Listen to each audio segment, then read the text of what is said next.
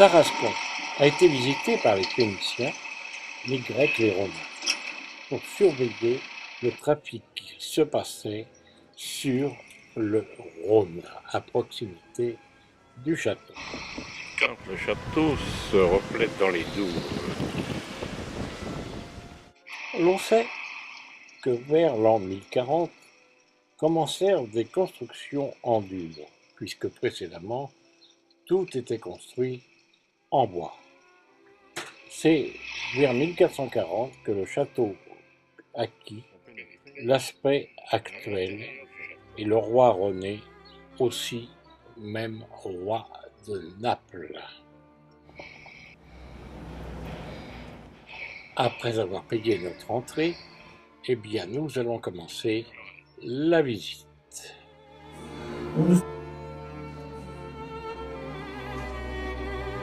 L'apothicaire, c'est-à-dire la pharmacie du château.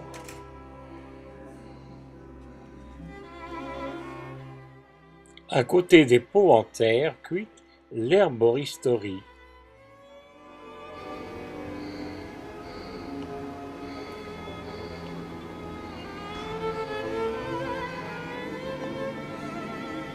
Dans le midi, mais ici les glaces recouvrent le Rhône. Le château de Beaucaire. Ici, une ancienne ménage représentant Tarascon et un ensemble de photos précédemment vues qui font le souvenir de certaines époques. Nous sortirons de cette partie pour accéder au jardin extérieur. L'ensemble est bien restauré et bien maintenu dans l'aspect d'origine.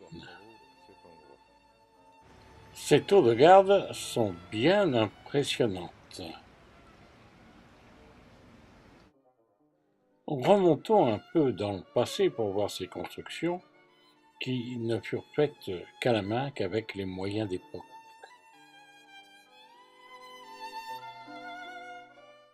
Et nous nous dirigerons vers l'entrée du donjon et à l'intérieur propre du château. Nous pénétrerons dans une salle où sur les murs nous trouverons de nombreuses gravures.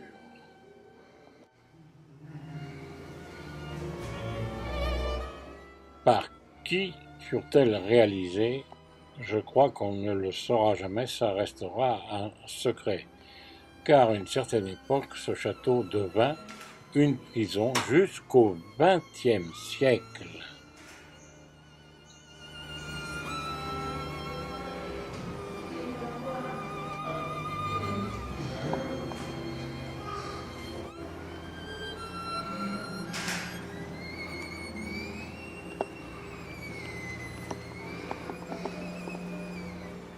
Ces bateaux étaient-ils des rêves de prisonniers pour tenter de s'évader et, autrement dit, pour prendre le large?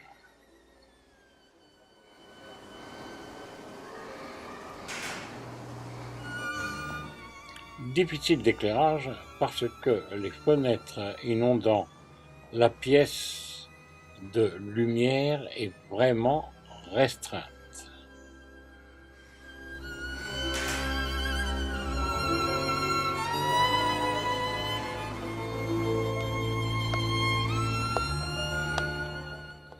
Nous voici dans la cour intérieure du château et pouvons observer la hauteur de celui-ci. La hauteur est de 45 mètres. Toujours dans la cour intérieure, où les bustes du roi René et de son épouse ont repris leur place puisqu'ils ont été retrouvés au fond du puits.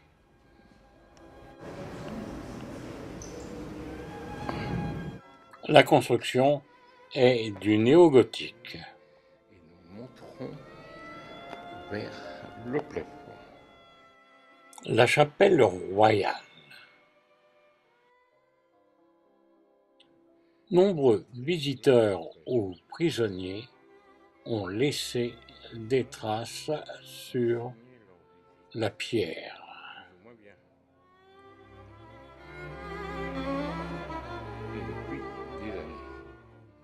La cheminée dans la salle de réception du château qui devait servir pour faire des grillades, des barbecues de haute dimension. Une cheminée complémentaire devait servir à réchauffer les invités. Les plafonds sont en cyprès. Escalier à vis ou en colimaçon. Ce serait la chambre à coucher du roi René. De cet endroit coule à nos pieds le Rhône et au fond le château de Beaucaire.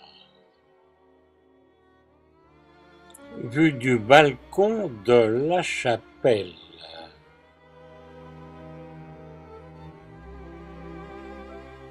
Et vue du château, une vue sur la ville de Tarascon. En moyenne, l'épaisseur des murs pour la construction de ce château était vers l'extérieur de 4 mètres d'épaisseur. Au revoir et longue vie au château. L'église Sainte-Marthe est une collégiale et remonte au XIe-XIIe siècle, reconstruite au XIVe et XVe siècle, de style romane et provençal.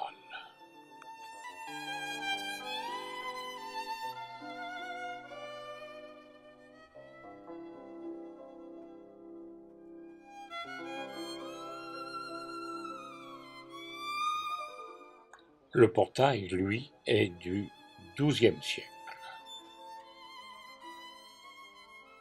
Elle fut très endommagée en 1944 suite au débarquement et reconstruite, remise en état dans les années suivantes.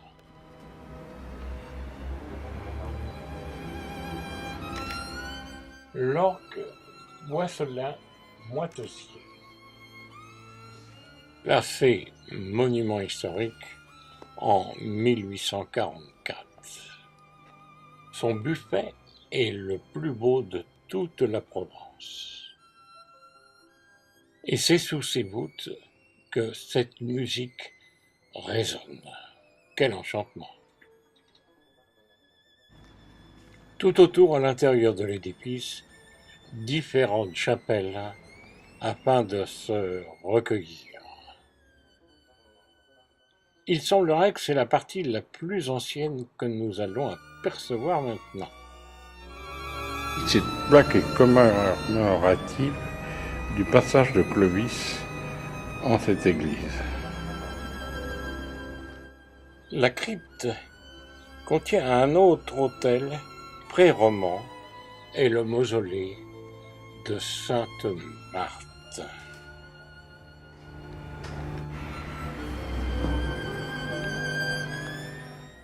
Un rapide coup d'œil dans les rues de Tarascon, qui semblent très anciennes, le théâtre de la ville, plus ou moins opéra.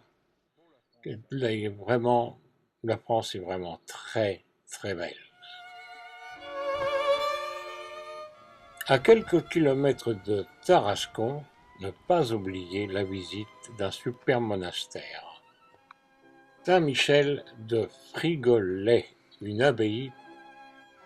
Nous sommes à l'intérieur de la basilique de l'Immaculée Conception, de style néo-gothique, consacrée en 1866. Pour l'histoire, Saint-Nobert était d'origine allemande et tous les prêtres aujourd'hui sont habillés de blanc, basé sur la règle de Saint-Augustin. En regardant la chapelle, vous avez à votre main droite un bouton, vous pouvez appuyer dessus et l'éclairage de la chapelle se fait automatiquement pendant quelques minutes. Alors profitons de prendre quelques prises de vue.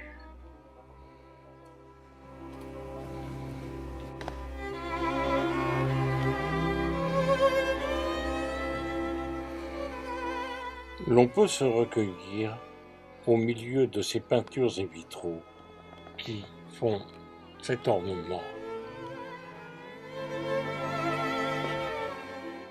et vous inciter à la prière et à la méditation.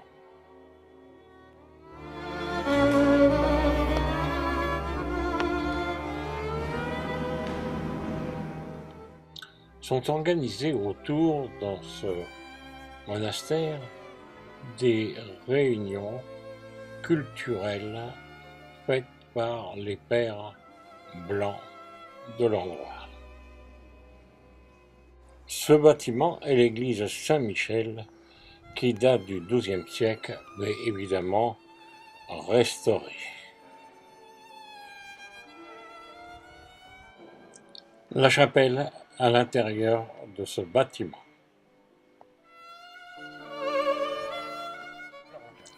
Et il faut vous dire que cette abbaye, ce monastère, est situé sur un piton rocheux et où l'on découvre toute la nature et domine tout l'ensemble.